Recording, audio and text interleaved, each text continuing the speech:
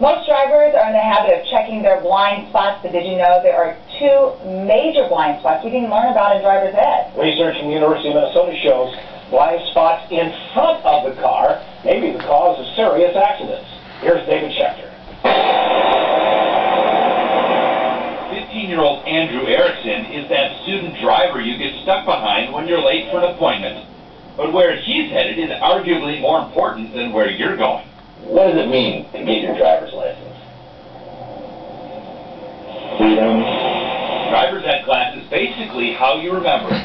6 hours on the road, 30 hours in class, expressionless stares.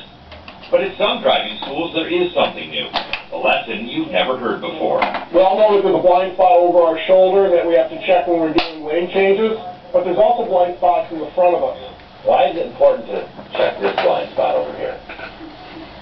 Well, anything could be behind there, you never know. Your brain is lying to you. He's Curtis Hammond, a researcher at the University of Minnesota who studies the way people drive. He found your car's front pillars can block your vision. Here's what he's talking about. The forward blind spot on car A projects all the way onto car B, making car B invisible. As both cars travel at a consistent speed, B stays stuck in the blind spot. Hammond believes this problem contributes to a large number of accidents, particularly on rural roads where there aren't always stop signs. How often do you drive down the highway thinking, this much of my field of view is blotted out? You don't. You think you have a full view. Hammond says that front blind spots can be a problem in the city, too.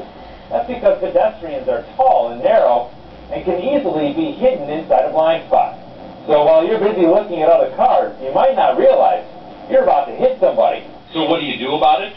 Volvo provided us this video. It's their concept car where engineers eliminated front-end blind spots. Instead of a solid pillar, this one you can see through. We believe that the driver's disability is very important when it comes to safety. There's also a low-tech approach. Many crashes are a result of, I didn't see you.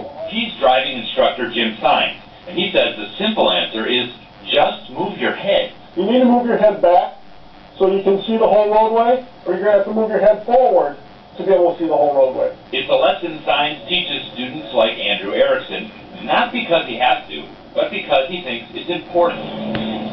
Minnesota's official driving manual makes no reference to looking around those blind spots. Hammond believes it should. Add 2 lines of text to the driver's manual. Your head must move fore and aft, or however you want to say it. 2 lines that could make an important difference. What's the first thing you're going to do when you get that license?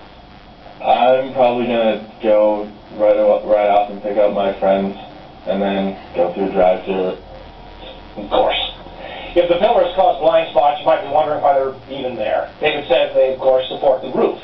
And in a rollover, it keeps it from collapsing. So that's why Volvo's see-through pillar isn't being produced right now. The company says it's not holding up in rollovers yet. Europeans are leading on this safety issue, so David's posted some magazine articles you can check online just with links and numbers on wcco.com.